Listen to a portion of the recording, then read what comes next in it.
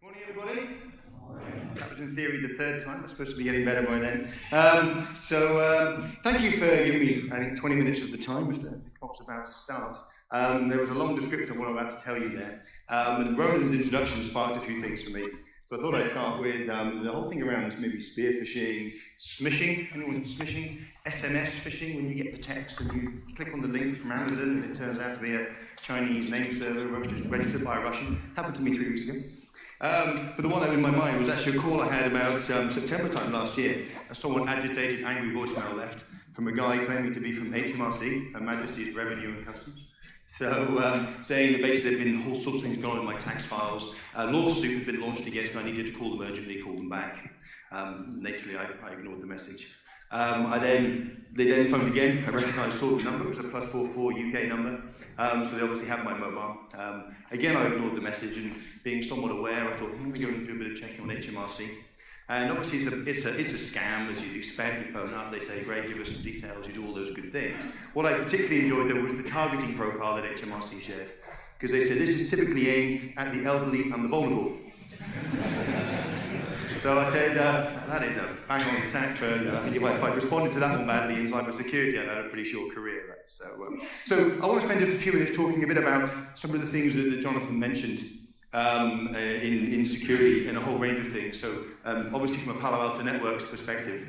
I thought I'd start with this, in the concept of digital Darwinism is unkind to those who wait. And Ronan actually just gave a number of examples of things, breaches and such going on, the leaving of keys on public servers, not the first time. I'm sure there are various people in this room right now unknowingly leaving things wide open in public cloud environments and such. But also the whole thing around digital transformation, digital disruption, the tension between organizations that need to move fast, the drive for IT and things now to be part of revenue generation in the business and keeping things going, the perception that security may be a blocker or a barrier. That's even for those that get to security somewhere during their design cycle, because often it's a bit at the end. We need to launch the service. You come back and ask security now, we're going to say there's lots of problems with this. Or they just go live anyway, and they run the gauntlet and ride the roller coaster. And when you look at all that, the chart here is simply one of those kind of ubiquitous things. The cloud is a great example. Everything moving to the cloud. IaaS, PaaS, SaaS, you name it. I think I first came across the CAS term, CAAS, about 7 years ago, which was crime as a service. Because obviously so much of what's available, what's happening right now, is genuinely available as a commercial, off-the-dark web service. Spend $30, get great customer service, download the malware of choice and go exploit and drive. So it's incredibly easy. All of the things that we're trying to take advantage of for scale, agility, and competitive advantage in the cloud, so are the other guys. So are the guys with the dark masks and such. So this is just a fact, and the pace that we're moving is huge, and the paradigms are shifting. As Ronan said, the interviews with Mark Zuckerberg by the obviously the Senate, and also more recently the guys from Google and otherwise as well. And just the fact that they're being asked, how can you run a business where you don't really charge anything? And this coy look on Mark Zuckerberg's face, if you imagine, if you ever saw any of this, just that tiny wry smile, he just looked, we sell ads, Senator. Which was basically paraphrasing, where the hell have you been for the last 20 years? Haven't you kept up pace with anything, right? The whole world has shifted. And as Ronan said, all around data and such like, so data and records are really important. So what I want to do is dive into the security and the philosophy side of it for a moment or two, though. So what I see now, we're, as a next generation security company, and many I think in the room, you've got various different types of technology deployed, and I think it's easy to get ahead of yourself and to believe that everyone's in the next generation phase and already thinking further forward. AI, machine learning, all these great terms. My experience in talking to most enterprises and most customers is that that's where the thinking and the desire may be, but the reality is a significant way behind that in truth. In fact, many people have bought next generation technologies and deployed them as next generation technologies through the classic things where it's easy to buy tech, then you redeploy it to replace what you had, you haven't got time to do the transformation because it's complex, so you've got something bigger, faster, it does some good things, but you haven't really taken advantage of new world technologies. In servers and databases and other things, okay. In security, the problem is all you're doing is increasingly creating an opportunity for bad guys to get in. The philosophy of prevention, we've been talking about this for a number of years, it's pretty much still the same though. What do you need to have for good security? Complete visibility. Visibility everywhere. And that in itself becomes a challenge for most enterprises. You've got some visibility in some places, and right now, in reality, most of it will not be talking to yourselves. And you're therefore moving into a human issue. As Ronan said earlier, you've got 3 million people that we don't even have in the industry to go find. With the good news of that, if you're in the security industry, it means your personal value is going up on almost a daily basis. The competitive law of price, elasticity, and dynamics, right? So good choice, well done for being in this room. So visibility is key. The concept of reducing the attack surface, so taking all the areas and making the doors smaller and all those things you choose to do. And we sometimes spin this around as well, and maybe talk about the idea of defining the protect surface as much as you're trying to reduce the attack surface. Reducing the attack surface is almost a battle you'll always lose. You should always be doing it, but it's never a battle you can win. But defining the protect surface, the Marriott example, what are the crown jewels of my business that should be absolutely rigorously protected? Because I can't stop people coming in and bringing malware across all my hotel Wi-Fi networks and all those kind of things. But you know what, my loyalty database and those things, that should be sacrosanct. And so looking at that from a different concept. Doing the thing that everyone should be doing, and there's lots of good tools around for this now, preventing all the known items, the things we've already seen somewhere, and how we share that. But then particularly preventing new threats and the sophistication, and I'll dive into a bit of that. So when you look at these things, and don't panic, I'm not going to go through all this sort of stuff, there's a lot to do in all of this. Just the idea of visibility everywhere, applications, users, content, because it used to be about ports and perimeters and things, but the world's changed. You know, you look at the idea right now, you can't find a piece of malware, you need to look at that as an example and find out where it's been, look across every type of area that it could come from if you want to be able to block it within your environment, because your environment is not any one thing. Your enterprise is lots of people, most likely these days traveling everywhere with mobile devices and all those good things. So there's a lot you've got to get good at in this space. And ultimately, over time, it's not something that humans can really do. We need to use the whole thing around machines to fight machines. So when you look at where most enterprises are right now from what we see, you know, the old days of it was nicely defined, you had your quarters, you had your users, and you had a firewall and a perimeter. The perimeter's dead. You know, what's happened now is we're consuming things in so many different ways. In the cloud, we're in the cloud in some way, we're deploying things in Amazon, AWS, in the cloud. We're we're consuming applications from the cloud, Box, Dropbox, Yammer, Office 365, you know, you name those things of choice. And many people say we're not in the cloud until you go and look at any one of their top 10 usable applications, and at least 2 or 3 of them typically are from the cloud. And then, of course, building things in the cloud. Actually, we're going to go in the new world, and we're going to build and deploy in the DevOps mentality the things that maybe Amazon or Azure or Google can give us advantage of. And now you're firmly in the public cloud, leveraging all of their infrastructure. And you're back to something else I think that Ronan mentioned around it will always be the customer's fault. And you then get caught in the shared security responsibility paradigm for public cloud, which is they'll secure the cloud, they'll be responsible for the security of it, you're responsible for your security in it. And that's a critical distinction. So we under no illusion at any point in time that the responsibility for your data, what happens to your data, who accesses your data and everything, is yours, no matter where you deploy it. So when you look at what used to happen, people would go, they take their current environment and they'd start to deploy tools. I need an intrusion device here, I need another detection device in my cloud, I'm going to build intelligence in a different part of my environment. And that in itself led to proliferation over time in a somewhat controlled environment. You take the modern world, and then scale that out, and now I'm trying to deploy tools into environments I didn't build, into environments of which the infrastructure is I don't even own, in things I don't operate. But actually one thing that hasn't changed in all of this is the responsibility. It's still yours. Still belongs to your company. You're still the ones that we phoning, whether it be in 12 hours, 72 hours, or 6 months' time, and confessing to the market, holy crap, we got the breach. And you're going to get asked a lot of questions around it. So where we're at just now typically is in this, a place where fragmentation is everywhere in the enterprise, both in terms of infrastructure, but it's very much in terms of the security and the posture association around how to tackle that. Processes are very manual because the tools are disparate. So right now, many cases, the tools and the correlation and the coordination of those tools sits in the users, most of which or a number of which we can't find and are very expensive to find. Human error is key in all of this, human judgment.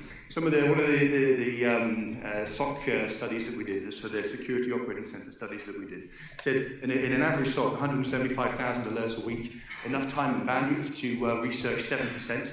I'll let you do the math. 7% of 175,000 is, I think, the technical term, but a bucket load. I was going to use another word there, but it's a lot, and it's not going to happen. So human error, human judgment will come into play there. And then the whole thing around new application architectures. Like I say, you're embedding things into the Amazon development environment. Do you really know what goes on in all of those areas to take advantage of those fully? How are you doing that? How are you staying safe? So when we bring it all forward, we're in a math battle. We're in a battle where big data starts to become at play. The idea of visibility everywhere and context in security becomes super important. What the social media giants, the Facebooks and these kind of guys are doing, taking all of our personal data that we willingly throw up every day and using that to target and profile us, is effectively happening in the network all the time, in lots of different places. The good news is that Facebook has 3 billion of us roughly going in every day and delivering all of our beautiful content to them. From the enterprise perspective, you've got lots of disparate things happening separately in lots of different places that you need to somehow bring together. But it becomes a big math issue.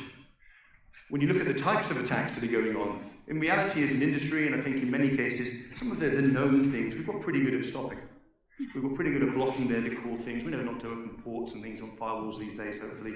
We know to turn certain things off. Even if we do it by mistake, we know public key access delivered on the web is a bad idea. Lots of things in there. And there are a number of different ways and tools to stop some of that.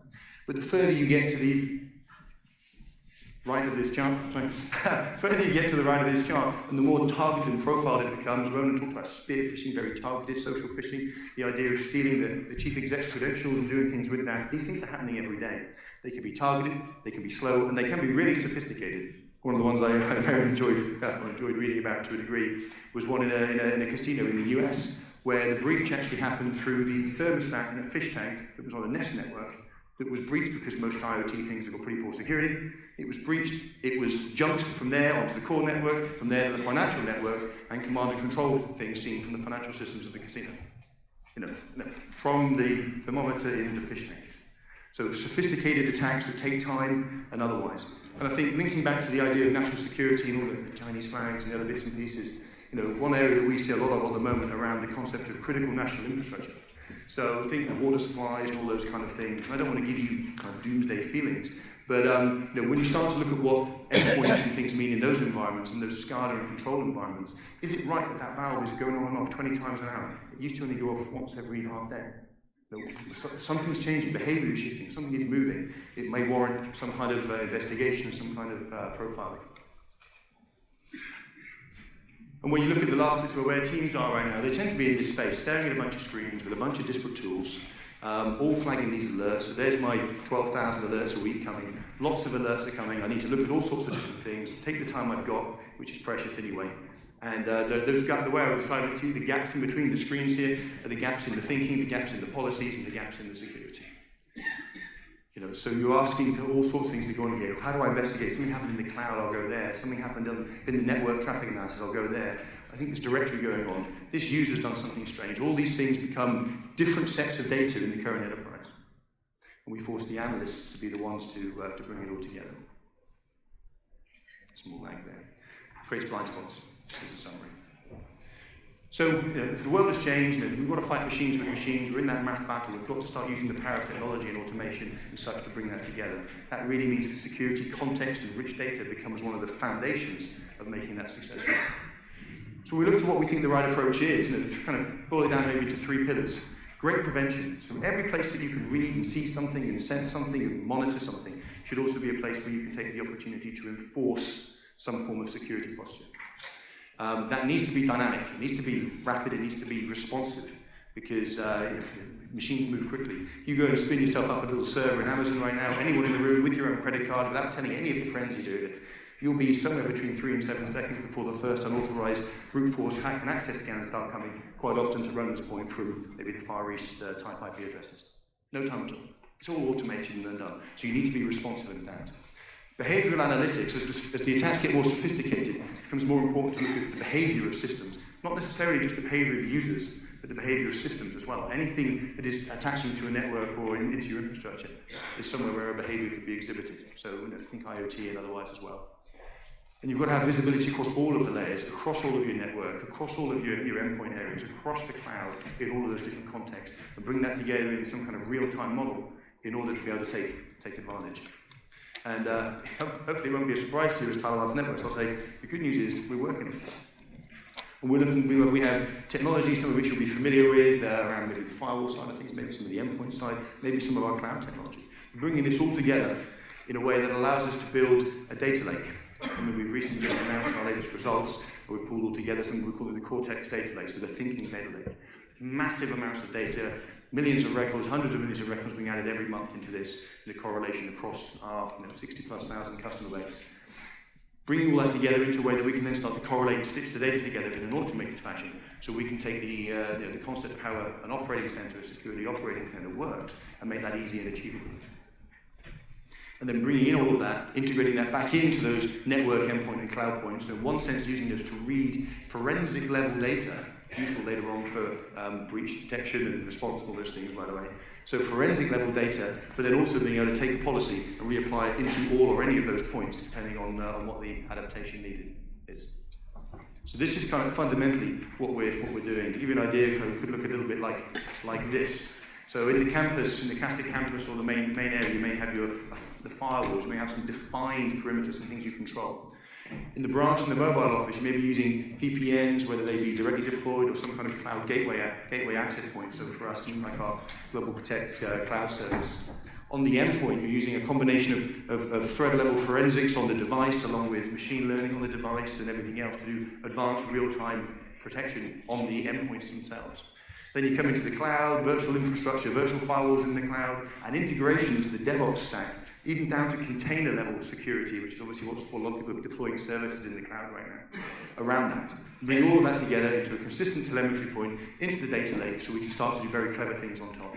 Look at behavior, look at posture, look at command and controls, to track things back right the way to source, because that becomes very important when you're trying to work out where the weaknesses and defenses are in your perimeter, whether it's user behavior, keep clicking on the phishing mails, etc.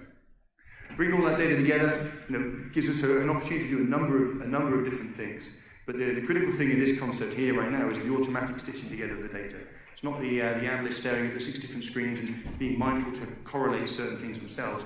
Bringing it together in a way with an interface that means they can track things exceptionally quickly. And also, to some extent, we can automate, based on what we are comfortable to do, we can automate the actual reaction of our infrastructure to deploy security in real time. So if something happened, we know we just block that, move that user, turn that cloud access piece off, and by the way, secure that endpoint and quarantine it. Automatic, not necessarily needing human user behavior interaction. So, this little, I'm just going to build this out a little. So this is the most example of the Ronin game. Someone gets their phishing mail, Jack gets the phishing mail, happened to click on it, it took him to a web browser. Web browser, meanwhile, was downloading the malware or maybe a fileless type attack.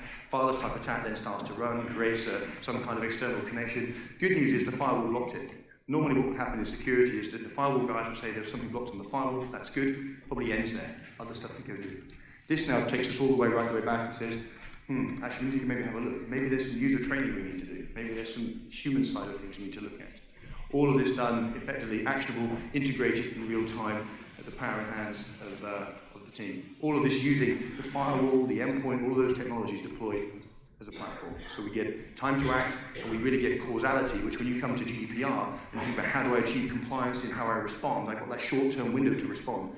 If something has happened, I need to find out what the hell it was to be able to provide that data and then be able to actually inform my customer base or whatever those things may be are, so we know crystally what those are. Mean time to detect, I think, is still around about 5 months in most enterprises right now. So this is a way to rapidly shift that.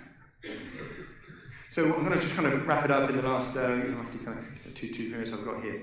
So I think this is kind of a complex diagram of the public cloud, all the different sensors and places that we can deploy technologies, be they firewalls, virtual firewalls, endpoint security, and all the things that we do. Bring those together and run a series of things on there. The way I'll try and summarize this to you is to come back to the 4 philosophies of security. Complete visibility everywhere. For that, you need to deploy some form of consistent technology across all of those areas so they can work together and start to build you something you can get greater leverage from. And we do that with all of the devices that we define out, all the things that we deploy are both sensors and points of enforcement.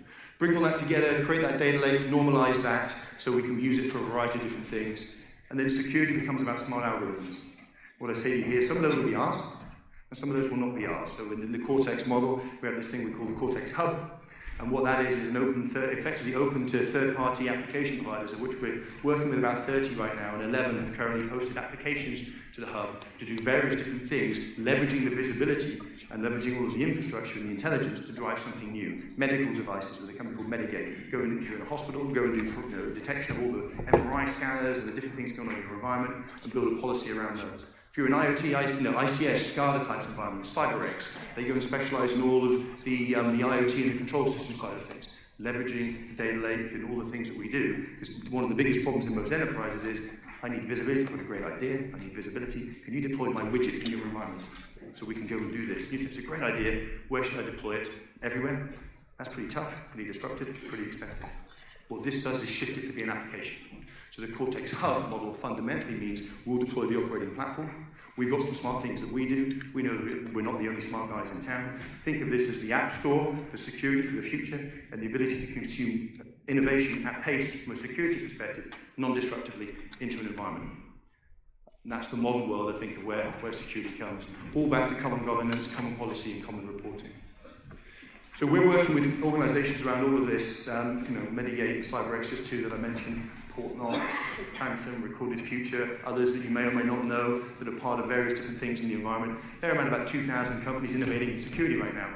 What we're trying to build is a substantive platform on top of which they can get leverage, because in most enterprises, the deployment of the sensor infrastructure is its own big problem. But how do we make that expandable and extensible for the future? So we're working with companies all around this.